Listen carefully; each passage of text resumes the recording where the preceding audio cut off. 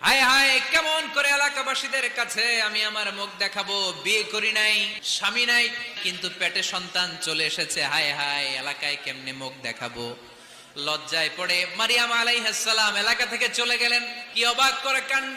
বাচ্চা ভূমিষ্ঠ হওয়ার জন্য, বড় হওয়ার জন্য 6 মাস 7 মাস লাগে নাই, পেটে বাচ্চা আসার সাথে সাথে বাচ্চাটারে বড় করে দিয়েছে কে? মারিয়াম আলাইহিস সালাম এবার বসে পড়লেন, বুঝতে আরম্ভ করলেন প্রেগন্যান্সির পেইন উঠেছে। হঠাৎ করে পেট থেকে বাচ্চা ভূমিষ্ঠ হয়ে যাওয়ার পরে উনি কাঁপতে আরম্ভ করলেন। ক্ষুধার চোটে খাবার কিছু নাই, সামনে ঝর্ণা, উপরে একটা খেজুর গাছ।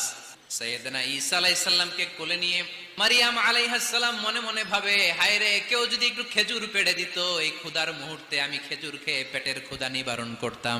রব্বুল আলামিন মারিয়ামকে উদ্দেশ্য করে আয়াত নাজিল করে দিলেন, হুজ্জি ইলাইকি বিজিযআইন নাখলা।